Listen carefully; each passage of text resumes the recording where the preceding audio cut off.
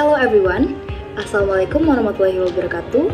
Shalom, Om Swastiastu, Namo Buddhaya, Salam Kebajikan dan salam sejahtera bagi kita semua. Saya Zevanya Yimima Anabel dari Program Studi Vokasi Universitas Indonesia dengan jurusan Hubungan Masyarakat ingin mempresentasikan hasil UAS saya di matkul CSR mengenai program CSR untuk LPA Indonesia. Presentasi saya akan berisi 6 poin, diantaranya adalah Company Description, Issue, Stakeholder Mapping and Analysis, yang keempat adalah Beneficiaries, CSR Program, dan yang terakhir adalah Summary.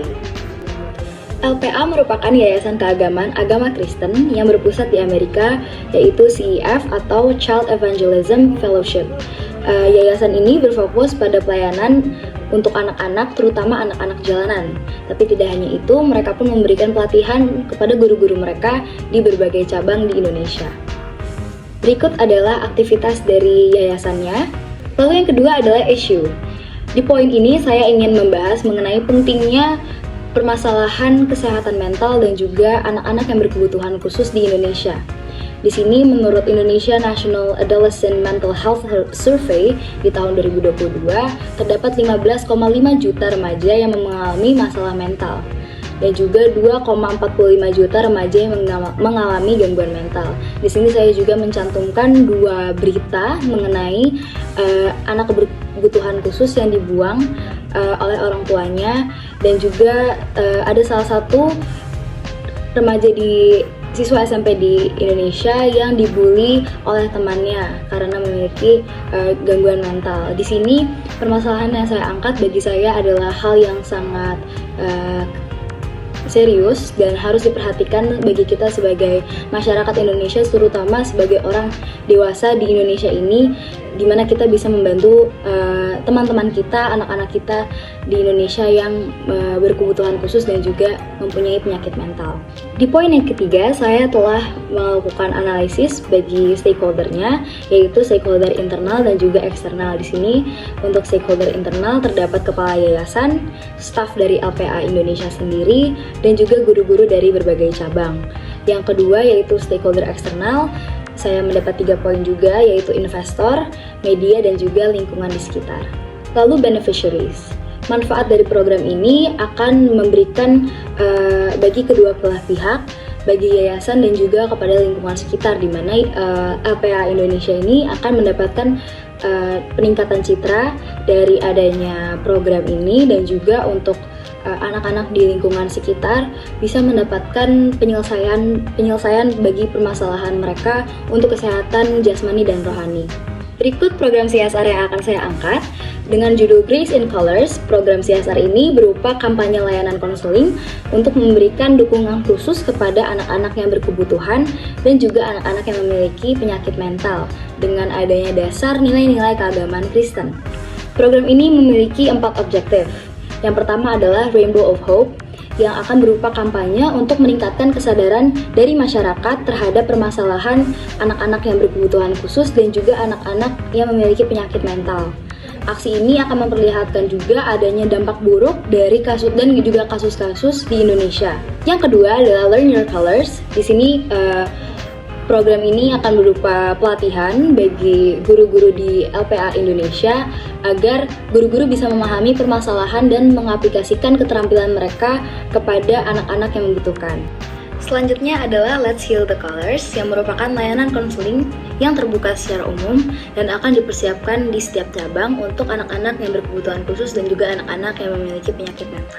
Lalu objektif yang terakhir adalah This is My Canvas. This is My Canvas merupakan workshop seni bagi anak-anak yang sudah mengikuti konseling dan ingin turut mengikuti aktivitas dari program Grace in Colors atau program CSR sendiri, dan workshop ini akan menghasilkan berbagai macam karya seni yang telah dibuat oleh anak-anak tersebut. Karya seni tersebut akan ditampilkan secara umum, baik digital maupun secara langsung dalam bentuk pameran seni. Program ini memiliki exclusivity atau keunikannya sendiri dari program yang sudah ada. Program ini berfokus pada keresahan atau permasalahan yang dimiliki oleh anak-anak di Indonesia, terutama dalam permasalahan penyakit mental dan juga bagi anak-anak yang berkebutuhan khusus, di mana kita juga sebagai orang dewasa bisa mendengarkan isi hati mereka dan juga memberikan bantuan yang khusus untuk mereka. Program ini juga akan melewati berbagai macam proses, dan prosesnya saya sesuaikan dengan objectivity-nya, yaitu yang pertama Rainbow of Hope, di mana kita akan melakukan penyebaran informasi mengenai kampanye ini agar muncul perubahan perspektif dari masyarakat. Yang kedua adalah Learn Your Colors. LPA Indonesia akan melakukan pelatihan selama 1 bulan penuh untuk guru-guru yang akan menjadi tim untuk layanan konseling. Lalu proses yang ketiga untuk bagian Let's Heal the Colors, kita akan melakukan konsultasi umum bagi lingkungan sekitar bersama dengan guru-guru yang telah melewati proses pelatihan dan juga bersama ahli-ahli. Layanan ini akan berisi sesi mentoring dan juga sesi konseling yang akan dilaksanakan langsung oleh pihak LPA Indonesia.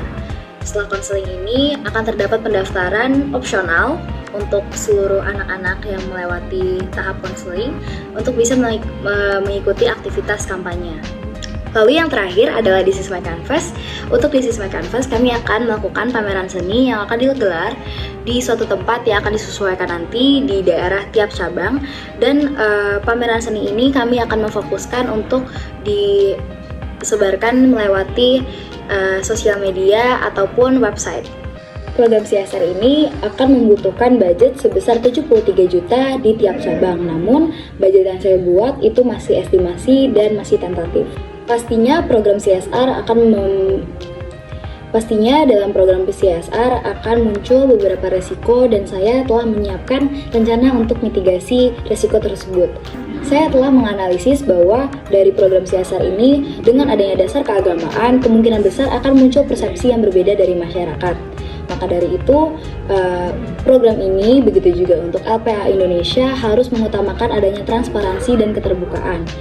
Dengan itu, kita pun dapat melakukan kerjasama dengan lembaga keagamaan lainnya.